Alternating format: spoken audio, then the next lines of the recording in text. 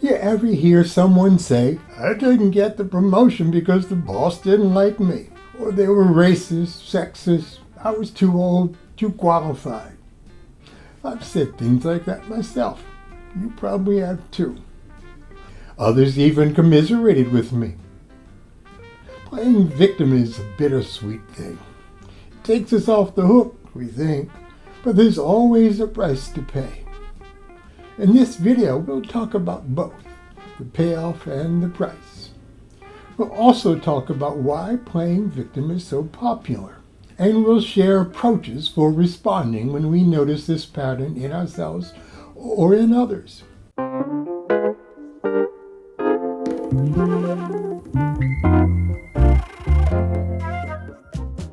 Dr. Michael Broom here. I'm an organization and development psychologist and the CEO of the Center for Human Systems. Welcome to my Things to Think About videos. So why do we play victim? Why do so many of us retreat into the victim role? For one, it's comforting. It explains our disappointment without forcing us to question our own choices of behavior and motivation. Protects us from seeing ourselves as vulnerable, rejected failures. Feels familiar and predictable. It seems safe, though not very satisfying. It relieves us of responsibility. It shields our ego from bruises, and it makes it someone else's fault. It gives us an identity. We're the misunderstood one, the passed over one. And that identity can be seductive when people sympathize. We even feel noble and self-righteous. Unfortunately, we're also living in a time when playing victim is more common than ever. Social media rewards stories of suffering. Sharing our tales of woe is supposedly therapeutic, but it's without the depth that meaning therapy requires. We live in a culture where our personal misfortunes can bring validation, attention, and even the moral high ground. That makes it easier to start identifying with our wounds and use them as part of our social resume. We also live in a world of vast choices and not enough meaning. That can be overwhelming and can leave us feeling powerless. Victimhood then can seem like a safe refuge, a way to explain why life feels so hard. But despite our pretense, playing victim doesn't make us powerless. Our righteousness is also no more than pretense, regardless of how real they feel. Unless it's no more than a temporary respite, seeing ourselves as victims just doesn't serve us. We're better served by owning our story and owning our ability to choose and shape what happens next. When we hold on to victimhood, we cease growing and we stop our development.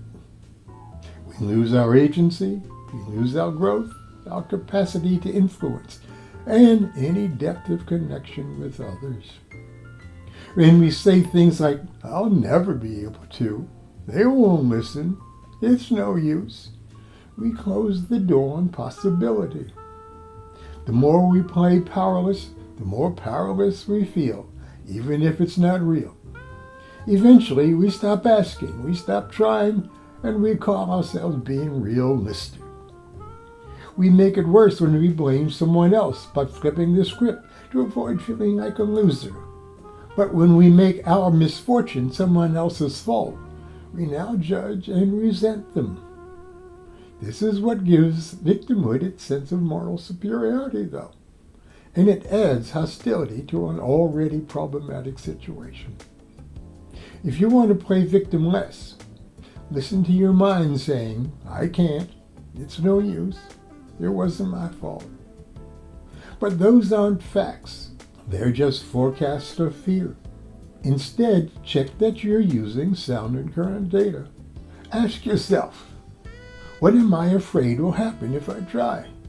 What could I learn even if I don't succeed? What part of this story did I write and is mine to change? It's time to reclaim your power. Ask yourself, do I really want to play small?